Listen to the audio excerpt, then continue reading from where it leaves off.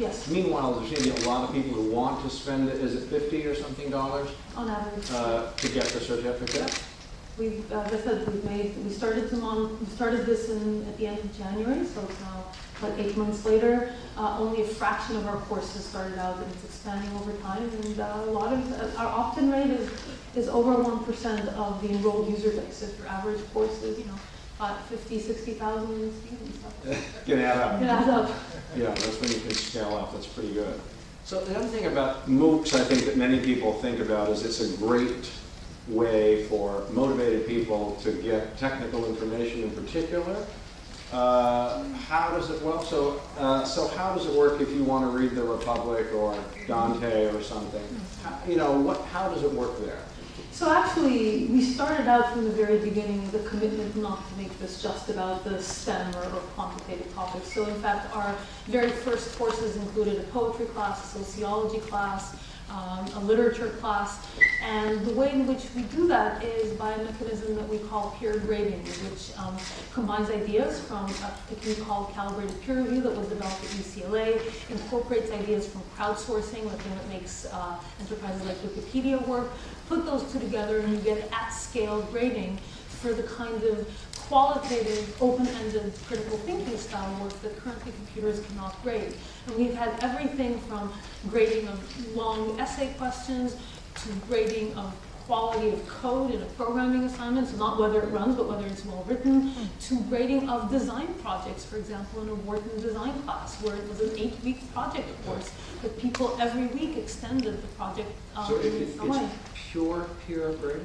It's peer grading with a grading rubric that is provided by the instructor, and it has to be well designed, because bad design doesn't work.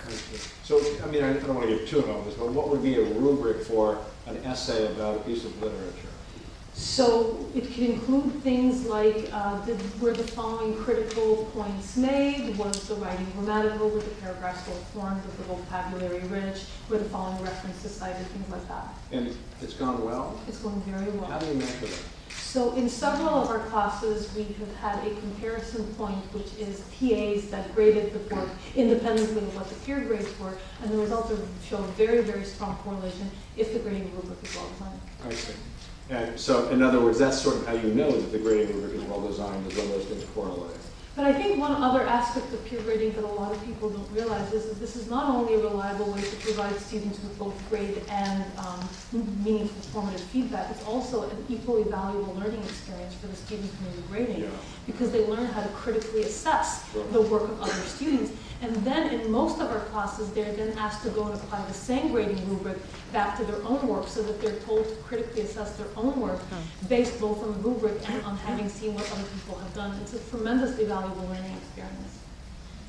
And I think this is, higher education needs to step up and start making a louder voice if we want to be to define what we think our value is and how we want to be measured, and not have it be externally imposed as valuing it by what does it always get called, the wage premium. Because people, you see the difference even with students. UCLA has been doing research on the incoming freshman survey across multiple institutions nationwide, and there's been a pretty significant shift in the reason that incoming freshmen say they're going to college. From, I think it was 75% 10 years ago said it was to get a new perspective and outlook on life, as opposed to now it's overwhelmingly to prepare myself for a job. And I think that's our fault, that we have allowed the conversation to shift so much in that direction. Thank you.